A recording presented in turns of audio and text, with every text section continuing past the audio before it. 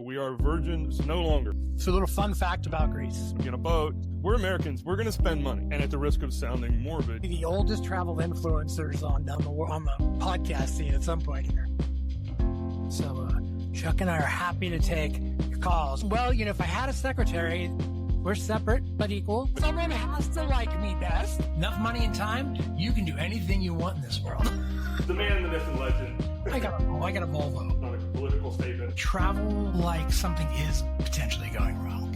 Extra underwear. You can't wear shorts everywhere. Chuck decides to move to France. Well, first of all, let's just say this. Everybody get your passports. Who's coming? I'll fight you. I'm not trying to be funny. They speak the language. Today's my last day. We're just going to shut down right here. We spent 4 days of the cruise in our cabins dying. And if you're sick, don't travel. Ever handsome, ever friendly, ever wonderful. It's not that I don't like children. She's very picky about everything but her men. I do believe I proclaimed for the spirit that day. I don't wear pajamas. And last week on Life in the Baggage Claim. Welcome, folks, to Life in the Baggage Claim. My name is Chuck Longerbeam. You're used to things starting out a little differently than this, but Jim and I had a serious conversation last week and on the phone, and it precipitated us departing from the norm a little bit from what we normally do. So what you're getting ready to see is a very long talk that Jim and I had about things that we think need to be said. And it ended up being long enough. If you've watched us before, we can be a little long-winded. So we're actually going to split this up into 4 parts. So you're currently watching part 1, 2, 3, and 4. Just watch for the name on it, but we'll be releasing these in the next couple of weeks. So thank you. And as always, we appreciate everything you do. Good morning, good afternoon, good evening. This is Life in the Baggage Claim. I'm Jim Hauck. I'm one of the co-hosts, and I'm here with the handsome, fun, and grumpy Chuck Longerbeam. I'll give him the mic in a second, but I'm going to tell you that in this episode, we're going to stray off course just a little bit, intentionally pushing ourselves and intentionally talking about some stuff that needs to be talked about as far as we're concerned. Now, this concerns a certain class of people, a certain age of people, a certain type of people, and that would be us. Basically, white men in our 50s and what's going on. And this is not meant to be a political call. It's not meant to be a social call, but just meant to be for some stuff that we've been thinking about out front and forward, just for consideration, because I think there are some overly spoken beliefs out there that may not be true. There's some thoughts around the woke movement that kind of get in the way. And I think we're just trying to be real. And one of the things we promise ourselves on this podcast is that we keep it real. We keep it in our views. We keep it to ourselves, but we're not going political. And we're still not going political, but we are going to say things that might hint at how we feel, right, Chuck? Absolutely. So we had a little conversation. We talked about this yesterday. It was a little conversation, but we talked for an hour yesterday about this. So you're lucky joining us on this podcast today. And if this is your first time, boy, are you in for an experience. But we got most of that heat and venom out yesterday, so we don't have to talk about it today. But again, we're really going to talk about what's happening in the world, the job market, and how things that are going on are affecting small business owners like us, how it's affecting the travel industry, how it's affecting individuals who may not even realize they're being impacted by what's going on. That sound good, Chuck? It does. Hi, folks. My Chuck Longerbeam. I'm a cruise planner in Charlottesville, Virginia, and Jim and I are partners, and we do this and we make it happen. I do want to, I'm not arguing with you in any way, Jim, but I want to amend a little bit of what you just said. You said what's happening to white men in their 50s. The reason he said that, and I'm not trying to put words in his mouth, but we did talk for by the way, it was almost an hour and a half yesterday, but is that the only perspective we can offer is white men in our 50s, because that's Absolutely. what we are. But I would really love, and I mean this from the bottom of my heart, I can't put myself in the place of an African-American man or a Hispanic man or whatever you are, if you're not white and 50-ish. I would love for people to put in the comments their perspective. They're not a white guy in their 50s. And I mean that because Jim and I had a long talk, and it was very heartfelt. And I know it's very easy when a person is talking about their plight to only see their plight. And Jim and I are very open-minded guys. I don't mean that we don't think about other people, but I cannot put myself not realistically in the place of a man who's in his 50s who's not white. So please, please, please, I would love to see because this is not going to be a whine fest about poor No. white guys.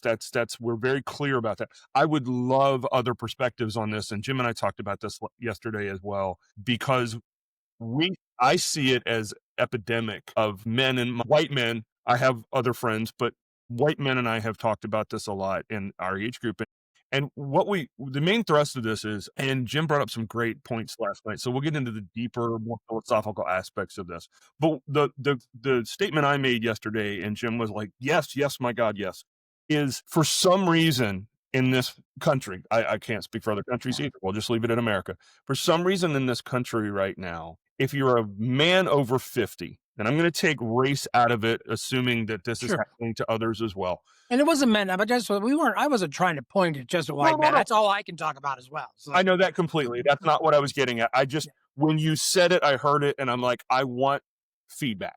You may not, and I do. That came out wrong. Of course you do. But I mean, that's very important to me when I started thinking about this after you and I got off the phone yesterday Absolutely. I want to see if I just want to see. I just want to know for my own edification. Anyway, the statement I made yesterday is that if you're a man over 50, professionally, nobody gives a crap about you if you've left your profession. And what I mean by that is Jim was in IT, I was in education, we both left, whatever. Since then, I can apply everywhere on the damn planet to jobs I'm underqualified for, overqualified for, and uniquely qualified for, and I can almost never get a phone call back. And that that's not with me. I have other friends like Jim and my other friends who are over 50 who are having this exact same struggle. Can't get a damn phone call. And it's just, I don't know if it's a cultural thing. I don't know. My son, who's, 28 and very tech savvy and all that kind of stuff, his theory is the algorithm has now been dialed in by these companies, that as soon as it looks at your resume and figures out you're over 45, you get nothing. So anyway, Jim, I'm rambling. Please go ahead. No. I want to say, I don't think it's that we left the industries. We were forced out. Let's be honest. Fair enough. Layoffs took place, and a lot of people out there, you might be listening to it now, be in the same position. You've been laid off. Mm-hmm. I mean, we all heard the tech bubble was going to burst. It burst. Not only did it burst, but it just blew up. It blew up. And so what I hate is, if you look at the Bureau of Statistics, there's not that much unemployment. That's what they'll tell you. They'll say unemployment is normal. And it's because we report numbers in our unemployment in such a way that leaves those who are long-term unemployed out. Right. So the longer you're unemployed, you're not counted. So Here I'm approaching a year. And it's sort of like, well, you don't matter anymore. But you didn't find a job by now, you're not counted either. Well, and God help you if you have a gap in your resume. And well, I've had that 3 times now. It's always a fight with a recruiter, right? Yeah. But I would venture to say unemployment is probably closer to 20-25% of the country right now. And sure, I probably could prove it if I find some stats somewhere. No idea. I've been doing a little AI searching over the morning. But yeah, it's one of those things where you go, we're not talking about it. We're letting leadership of the country say things are good and we're in good shape. But if you look around at the signs in your neighborhood, if you look around at the signs in the stores near you, if you look around at the number of empty businesses that are gone, that paints a different picture. Mm-hmm. And those businesses are owned by folks in our ages, because we were part of an entrepreneurial spirit generation, right? We went out and found things to do if we didn't do it through a company. And the generations before us too, right? Everybody was about building, and we've lost that drive. Everybody went into the corporate world, and as I told Chuck yesterday, this is one of those episodes that are going to make us or break us as a podcast. The greed of stockholders and the need to please stockholders and board members has become such an overriding factor that it doesn't matter if you care about your employees, it doesn't matter if you care about people. And I think this is what has caused this ageism that's going on, because we're seeing, when you get over 50, let's be honest, things break down. As I said to Chuck, your warranty expires, you can't get an extended plan, the parts aren't being made anymore. So you're in the classic lot, you're over there where they might polish you up for a show and a parade. And it's funny you said that. So Jim and I were talking yesterday, and Jim and I talk politics because we respect each other. And even if we don't agree on everything else, we don't scream and yell and pout and all that kind of stuff. This is, and the next thing I'm going to say is absolutely not a political statement. So please understand that. So if the algorithm's listening, it's not political. It's how I see it. Nobody's listening. Anyone right now who is in tribalism is missing the big picture. The big picture is simply, and what Jim was just beginning to say, is that mega corporations and billionaires want us to be distracted by dumb shit, pardon my language, that has nothing to do with what's really going on, which is if you look at, and I'm not going to say company names because it doesn't matter. I guarantee you probably already know this. There are companies buying up all of the damn properties in the country and raising rents to the point where nobody can afford anything. My son is 28 years old. He has a good job. He has money saved. And can't afford a house where we live. Can't afford a house. And I'm not talking about a $600 million McMansion. He can't afford a house. Everything is so ridiculous and it's so overinflated that this coming up generation is so disgruntled because buying a house is not in their, I mean, they'd love to, but it's not in their repertoire right now. And oh, by the way, rents are insane. I mean, my son lives in Richmond, Virginia, and pays $1,100 for a room for an apartment about the size of my bedroom. And it's just nuts. And that's cheap. I mean, that's like low end. I mean, and it just, the whole thing is that it's all about money. It's not about politics. We all need to kind of wake up. And I'm not going to say which side I'm on because it doesn't matter. We all need to wake up and realize that the media, all of it, okay, all of it is bought and paid for by billionaires and corporations to distract us, to vote against our own interests. And I don't care what side you think you're on, you're getting screwed over by big business and big interest. And like I said, I wasn't joking about the algorithm. These companies have figured out. And the other thing I don't understand, and I'm going to go off on another little rant here, is our generation will work ourselves to death for you. That's how we were raised. We'll show up 15 minutes early and not expect to get paid for it. We'll stay a half an hour late for a meeting and not expect to get paid for it. We are the workers. We remember Gen X, we get laughed about because so what these corporations, for whatever reason, can't understand is they want to hire 20-somethings. I just saw a thing the other day that said that the average 20-something will have 7 different careers before they retire. Not drastically different, not astrophysics one day and veterinary medicine the next, but within certain parameters, they're going to jump all over the place. So you're lucky to get them for 2 or 3 years. You hire a 50-year-old guy right now, you got him for 15 years. If you treat them right, they're not going anywhere because we don't have any options. Exactly where you want us, and yet you won't take advantage of that. And I'm not asking to be taken advantage of, but I'm saying a good, decent paying job right now with any kind of security, meaning as long as I produce, keep me, you have a whole army of guys in their 50s out there who would be so damn happy that you'd have to push this out to 55. I mean, I'm for sale, and I'm not trying to be funny when I say that. Give me a decent salary and a 40-hour week. I'll kill myself for you. For the next, I'm 57, so if 65 is the magic number, you're going to get 8 years out of me. Find anybody under 35 who will guarantee you 8 years. You're not going to find it. Well, and I want to be careful on that because I think that is what is portrayed out there. I mean, it's experience too. Don't get me wrong. That generation, the 35 crowd and under the current workforce, I would say, right, will not work as hard as Gen X. And I think there's a lot of that that's true. Well, then I if that's what you heard, then I misspoke. I wasn't to say the hard work. What I was trying to say is, and you and I were the same way in our 20s and 30s. If somebody offered us $3 extra grand a year, we were gone because you're trying to build a life. You're trying to, you're trying to save for a home. You got kids on the way or whatever. Well, no, what I'm saying is there's my son is 28, so I know a lot of his friends and I talk to a lot of his friends, and their joke is they're always looking for the next job. And that's what I meant. I meant you take a skilled 30-year-old and offer them more money. 9 times out of 10, they're going to be gone. And I agree with that. I did too in my 30s, but I'm saying, I mean, let's add some facts here. You're saying your son can't afford a house. Well, so let's talk about that, right? In the year 2000, turn of the century, big deal, Y2K, an average house price is $119,000. You know what the average house price is today? From $33,000. Yeah. That's a huge increase, right? That's a 4 times almost increase. And the salaries have not increased 4 times. And that's the point I was just going to say. If you go look statistically at salaries have declined over the last 25 years. And people will make it think, oh no, people are making more money. Not at the same rate as inflation. Well, that's what it comes down to. Well, and it's about purchasing power. So Oh, right. I might have made, and just I'm going to throw out stupid numbers. I may have made $10,000 a year in 2000, and I make $40,000 a year now. But if cost me $10,000 to live then should cost me 50,000 now, I'm in the hole. It's purchasing power. It has nothing to do with dollars and cents. I mean, it does, but it doesn't. Yeah, you're right. It's what did a dollar purchase me in 2000 versus what it purchases me now. And no, you're right. Salaries are stagnant at best and Mhm. backslid at worst. But then how? And you and I were talking about this yesterday, and the richest country in the world, we shouldn't have to be in a position where people can't, where people are spending 50 or 60% of their income on shelter. And I'm not talking about Jim decides he wants to live in $1 million house, but he's only making $40,000 a year. That's not what I'm saying. I'm talking about shelter. My son lives in a one bedroom apartment. It's tiny. It's a studio. And I can say he's paying $1,100 a month for it.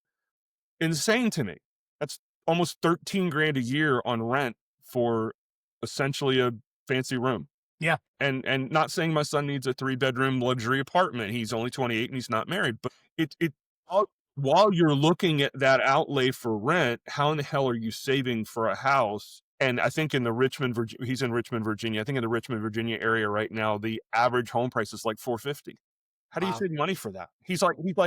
I can't. He's like, he had a good job, and the AI and corporate greed got rid of 120 people in one day, like literally. It wasn't performance based. It was, sorry, we don't need you. How do you save for a Well, house? now I want to say, I'm going to tell you what I'm going to say. What I've said to you, and I want to say it here live. I'll put it on the record. This line that companies are using, saying AI is taking your job. I always laugh because I go back to South Park and the whole they took our jobs, Right. and that was about what they were doing then around Mexican labor. Let's be honest, that was what they were saying. That has not been true, nor is this. AI is not taking people's jobs. It's an excuse. Corporations and stockholders are taking your jobs, and they're using AI as a nice cover while their greed gets in the way. My job was not lost to AI, and a lot of people I know didn't really lose their jobs to AI. What was needed, AI is not going to take over the world, folks. It's not there. Try using a good AI. Go to a good AI. You will get a lot of slop and garbage. You better fact check your AI as well, because your AI could be just like a certain commander in chief and say a lot of things. And because it's permissible, it's learning the same way we behave. Don't be surprised. AI is not taking over the world. AI is going to take over activities. And as a travel person in my own business, I use AI a lot because you know what? It covers things I don't have time to do. So yes, it could take what you could say is it took someone's job. I was never going to hire somebody. I don't have the money for that, right? It makes my life easier. In the corporate world, it's going to give you the space to do more in the same time frame, which is really, again, it's greed. So they found ways to turn 5 into 1. Basically, that's what I'm going to tell you. Right? Take 5 jobs, make it 1. Teach somebody to manage this whole thing, but let the whole thing be done by the AI tool, right? So coding, if you're a coder, your jobs are numbered, right? Your days are numbered because AI can do code in a heartbeat. It's been trained very well to do code, right? So your company buys an AI tool to do code, you might as well be starting to look, but you're not going to find another coding job because everybody's doing that. But AI is not going to take the CEO's job, I guarantee you. Right. AI is not going to take, the top level jobs because those people are going to find ways to keep them. Well, and there are, I'll use this word because it's coded but gentle. There are a lot of misguided people out there that do not agree with what we're saying. For some reason, they believe that corporate America is going to somehow make them rich and save them. And for some, but I'm talking about the rank and file like you and me, not talking about the CEO class. But if you don't believe, stop and think about this for just a minute. Those of you who are employed by major corporations, if you don't believe that corporations are sucking the very life force out of workers. I worked for a major corporation for a while, major retailer. I won't say the name because it's not important. In COVID, everybody had to scale back. I mean, there were fewer shoppers. Let's be real. I think we all can stop and take off our tinfoil hats and say that during COVID, of course, most companies needed fewer employees. Otherwise, they were going to go under, right? Especially service industry type stuff like retail and all that. Well, the company I worked for realized after COVID that they still managed to squeak by with half the workforce. So they never buoyed the workforce back up. So their employment numbers look great. But I can tell you when I was working there, there were times where like we closed at 9. There were times at like 7 o'clock at night where I was literally the only associate in half of the store because they hadn't scheduled anybody else because they kept the numbers down. And most companies never brought back their entire workforce. And this is when you heard all the whining about, working from home and not being productive and this and that. That was all BS to allow them, just like the AI excuse. That was air quotes for those of you listening. The AI excuse, it was a way to say, well, profits and this and that and everything else. And we, COVID really messed us up. It's like, no, these companies are putting in record profits and working with a half staff and working them half to death. And it's just frustrating. This whole conversation started yesterday when I got out of education, or education got out of me, however you want to look at it. It's not a brag. This is the honest God truth. I have lots of experience in sales. I have lots of experience in education, everything you can think of. I have 3 master's degrees. I worked my way up in the education company I was with. It was private schools. I ran 3 schools. I was on the board I was a liaison with the Department of Education in Virginia. I was pretty much at the top as far as a person could go in my genre, whatever you want to call it. And when I got out, I applied to over 60 places. No lie, over 60 places, and got 1 phone call, 1 out of 60. And I'm not trying to brag or anything like that, but I look damn good on paper. I really, really do. And It looks pretty good in person too, folks. Let's be honest. I mean, come on. But I also make another brag, and this is just the truth. I've never not gotten a job that I applied for because I'm good. I'm a good interview. I'm a hard worker, and I don't bullshit. I'm not going to tell you what you want to hear. I'm going to tell you what I need to tell you. And if I'm a fit for your company, let's roll. If not, then I'll move down, I'll next. But yeah. I think that's always been my thing too, right? It's more about, am I a cultural fit? Yeah. Because I can do the work and I know I can do anything I put my mind to. I may not be the expert right away, but I will become an expert real quickly. Agreed. And everywhere I've worked, that's been my bonus, right? I can go in and take a job and I can run circles around everybody else, which also then ends up leading me to the list of he's too good kind of thing. And I know there's been jobs I've been pushed out because my leadership got scared. My last job, I'm pretty convinced my leader didn't know what to do with me because I was approaching knowing way more than they did. I've been there before. And it's one of the things. I've taken jobs where they weren't, management positions or stuff like that. And within, I've told people on this podcast, I sold timeshares for 2 years and I started as a salesman, and within 4 months I was a manager, which they tell me was like rocket speed because like you said, I learned the product, I listened, I studied, and going to be as good as I could be for myself. And I've always risen to the top, but I'm at an age where I don't want to be in charge of anything. I mean, I'll be like low level management. Like I have a part-time job now while I'm trying to grow this business just to have some positive income. And I'm a assistant manager, sort of. It's a long story I won't get into, but that's about as much responsibility as I want. Everybody's like, oh, you're going to go for management? Like, no, been there, done that, bought the t-shirt. I just want a solid job that I can, Well, because we've been burned out. Let's be honest. We've worked so hard at those jobs, getting up to director, getting up to those higher levels, only to turn around and lose them at some point because the company scales back. And then you realize the value, right? While you're in the moment, the company's your family. They love you. They take care of you. They give you everything you need. There's snacks, there's lunches, there's parties. You're the best thing. And then tomorrow it's like, who are you? Hey, Jim, join this call, and HR's right. Well, I was going to say, if you're under 35 and you're listening to this podcast, the minute your company tells you we're a big family, fucking run. It's over. Yeah. Pardon my language, run. Because they're not. They don't give a damn about you, and that's okay. No. I just wish they would say it. And I think that changed, because I think bullshit. I think 25, 30, 40 years ago, there were still companies that cared.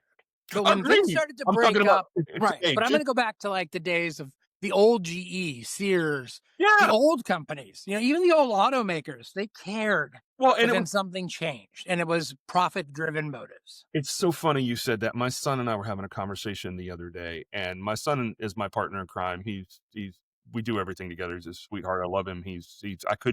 I'm incredibly blessed, and I don't mean that in any other way than I can't believe how lucky I am. We were talking about that, and I said, Jim, you and I were lied to. And what I mean by that is our parents grew up in a time where you could still go to work for any of the kind of companies you just mentioned, work there 30 years, get your gold watch, get a pension that was yours for life, and ride off into the sunset. We were fed that lie as kids as well. Remember the joke, this is going to go down on your permanent record? We were fed all that BS. And I don't know for you, I can't tell you for me the exact moment that I got to like where life kicked me in the balls and I went, oh my God, this is a lie.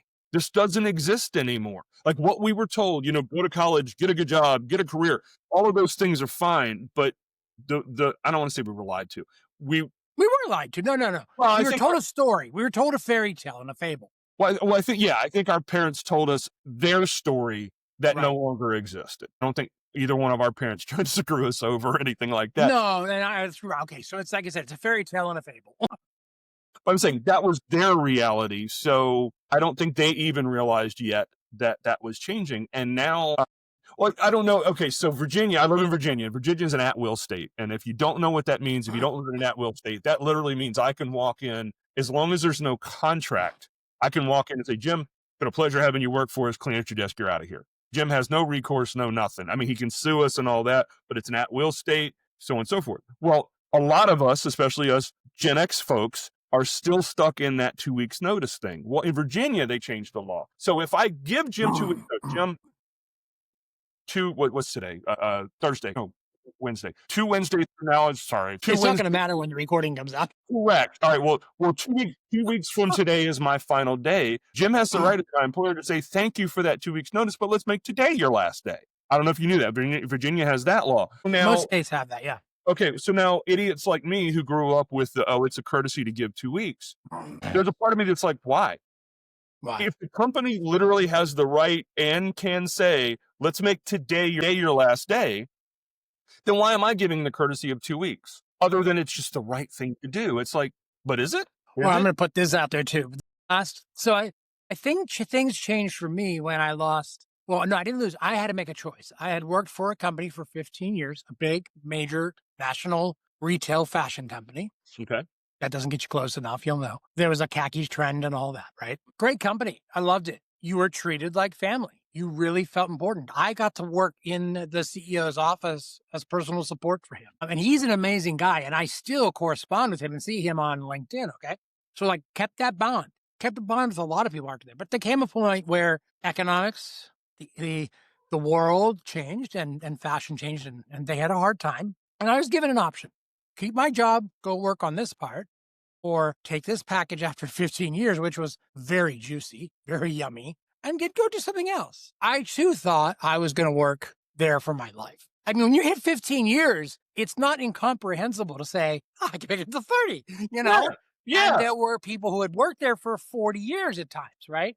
Mm. When you would see the roles of who's been here longest, and I go, holy crap, Joe Smith's here's been here 50. Mm-hmm. He was here before they even knew how to make this fabric, And I think that's when it all changed, because after I left that market, much like I do when I leave a job, I traveled the world. When I literally got off the call with HR, booked a flight to London and left the next day because there was nothing for me to come back in. When I said I didn't want the job, I said, yeah, I'm leaving today. Because they can tell me they don't want me anymore. I took that stance. You don't need me anymore. I'm out of here. There's no such thing as transition. Nobody wants to know what I know, and nobody wants to do what I did. And when I left so then I made it 7 years in the next job. Lo and behold, you're redundant. And the only hard part there was my best friend had to lay me off. It killed her. She still to this day struggles with that. Which I told her I don't blame her. It wasn't her fault. Yeah. Same thing. Book travel, I hit the road. So, it's sort of like my MO, but it's just now that got shorter. Right? It wasn't 7 years, it was 4. But I don't believe I owe that company anything anymore. There's not one shred of a chance that I would even care. If I had a job right now and they said, well, we're restructuring, I said, hey, great. What's my last day? Okay, but I'm leaving now. And they want you to hold on to your laptop. Again, that's my last couple. They hold on to it because when they gave me my notice, this is where you have a month to look for work in the company, which is the other big joke. There's work in the company. Funny, because you can't say AI is taking jobs and at the same time say, we have other openings for you. Because if you did, Why wouldn't you just move me there? Right. And what are the chances the other openings somehow are the same or more money? Yeah. Or even in yours, because if they were, like I said, if they were in my skill set, if that was a job made there for me already, wouldn't you think, and this is my struggle right now with all of the layoffs that are going on. There are companies saying they need people, and there's companies who are bringing in a lot of people from other places. And I sort of struggle with, why are you letting the people who are local go? You got a talent pool you're not using, but you're importing a talent too. There's something wrong in that. Right. I'm not going to say specifics, not go any further than that, because No, it no, gets no. nasty. But I struggle with the fact that there are good, hardworking Americans, men and women, black, white, brown, yellow, whatever color your skin is, whatever your race, your gender, I don't care. This fact hits everybody. There are people out there that are very much capable of doing work that's available. They're losing it to people who are from other places. I'll take your word for it. No, and I mean that. I haven't worked in a situation where that's been.